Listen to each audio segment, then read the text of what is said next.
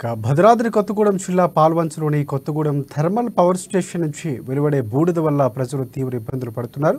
వేసవి కాలంలో బూడిద తుఫాన్లుగా ఏర్పడి బూడిద వర్షం కురుస్తుంది. ఇక దీని ప్రభావంతో ప్రజల ప్రాణాలకు తీవ్ర ముప్పు వాటిల్లే అవకాశం ఉందని స్థానికులు ఆందోళన వ్యక్తం చేస్తున్నారు. దీని నుంచి రోజుకు 7,000 టన్నుల బూడిద ఉత్పత్తి అవటం, ఇది వాతావరణంలో కలవటంతో ప్రజలు అనారోగ్య బారిన పడుతున్నారని అంటున్న గ్రీన్ ఎర్త్ సొసైటీ వ్యవస్థాపకులు రమేష్ రాథోడ్తో మా ప్రతినిధి శ్రీనివాసరావు ఫేస్ టు ఫేస్. వాస్తవంగా ఇది ఏదైతే పాల్వంచలో నెలకొని ఉన్నదో ఈ జెన్కోలో ఇవాళ మేము చాలా సార్లు ఇక్కడ స్థానికంగా పోరాటం చేయడం, అలాగే కేంద్రము రాష్ట్ర టీఎస్పీసీబీకి అదే ఆధారాలతో సహా నివేదికలు ఇవ్వడం జరిగిందండి. 2014లో పిల్లేసాము. ఆ తర్వాత ఇక్కడ స్థానికంగా ఉన్నటువంటి గ్రామస్తులు కూడా పిల్ వేయడం జరిగింది.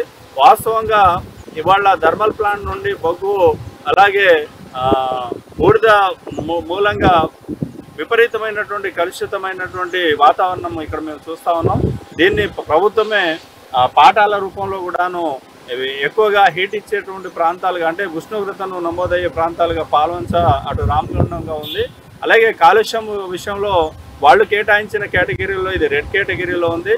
ఇవాళ 100 mg/L ఉండాల్సినటువంటి నీటి యొక్క శుద్ధత ఇవాళ నేరుగా వాళ్ళు సెడిమెంటేషన్ ట్యాంక్స్లో నిల్వ చేయకుండా నేరుగా గతంలో మేము పోరాటం చేయడము, కేంద్రానికి నివేదిక ఇవ్వడంతో 3 కోట్ల రూపాయల వరకు జెన్కో టీఎస్పీసీబీ కట్టి యాష్ పాండ్ నుండి కిన్నెర్సాన్ నీటిలో కలవకుండా చేసిన మాట మనం చూస్తాము.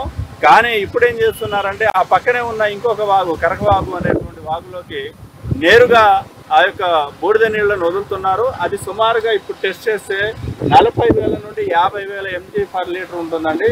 తర్వాత గాలి కాలుష్యాన్ని చూస్తే ఢిల్లీ కంటే ఎక్కువ ఉంటుంది. ఇవాళ ఢిల్లీలోది మాత్రమే మనం ప్రస్తావిస్తూ ఉన్నాము, కానీ పాల్వంచలో చూస్తే దానికంటే ఎక్కువగా విపరీతమైనటువంటి కాలుష్యము ఇక్కడ వస్తుంది. కానీ సూరారంలో AAQM అనేటువంటి ఒక యంత్రాన్ని, అంటే online air quality monitoring system అనేటువంటి దాన్ని టీఎస్పీసీబీ వాళ్ళు ఏర్పాటు చేశారండి. కానీ ఆ రోజు నుండి సుమారు 2016-17లో పెట్టినటువంటి యంత్రానికి ఈ రోజు వరకు కూడా కరెంట్ సప్లై లేదు.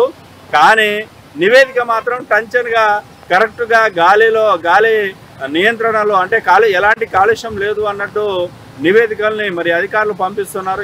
ఎవరి ప్రయోజనాల కోసం పంపిస్తున్నారో ఇటు కాలుష్యాన్ని నియంత్రణ చేసి అధికారులు చెప్పాలి, మరి నిబంధనల్ని అతిక్రమించినటువంటి జెన్కో అధికారులు చెప్పాలి.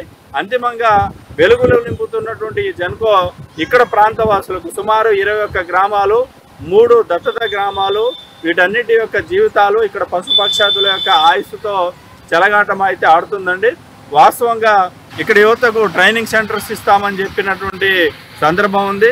అలాగే ఇక్కడ ఎవరైనా మేజర్గా హెల్త్ కనుక డ్యామేజ్ అయితే వాళ్ళ యొక్క వైద్య పరీక్షకు, దానికి ఆ హెల్త్కు డ్యామేజ్ అయినటువంటి వాటికి ఫండ్ మేము కేటాయిస్తామని చెప్పినటువంటి సందర్భం ఉంది.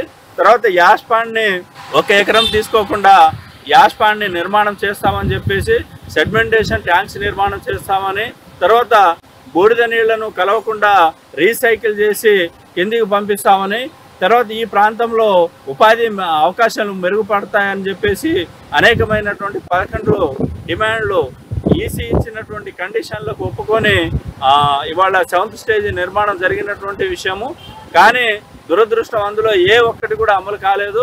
అలాగే అభివృద్ధికి కేటాయించాల్సినటువంటి CSR నిధులు కావచ్చు, అలాగే ఇక్కడ కలుషితం కాకుండా జరగాల్సినటువంటి ఒకటి తర్వాత ఇంకోటి వాయు, తర్వాత నీటి, ఈ 3 కలుషితాలని కంట్రోల్ చేయాల్సినటువంటి అధికారులు కానీ, వాటిని నివేదిక ఇవ్వాల్సినటువంటి కాలుష్య నియంత్రణ మండలి అధికారులు కానీ వారి యొక్క బాధ్యతను విస్మరించారు. దాంతోనే ఇవాళ హైకోర్టు చాలా స్పష్టంగా వారం రోజుల్లో అఫిడవిట్ని దాఖలు చేయండి అని చెప్పేసి నియంత్రణ తర్వాత తనిఖీ చేయాల్సినటువంటి టీఎస్పీసీబీకి నోటీసులు ఇచ్చింది.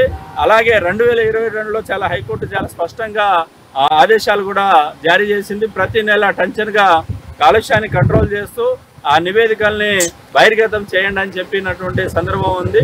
అయినా కూడా కోర్టు కేసులు కానీ, ప్రజా ఉద్యమాలు కానీ, ఇక్కడ ప్రజల గళం కానీ, ఆ గొంతాన్ని అంతా వాస్తవంగా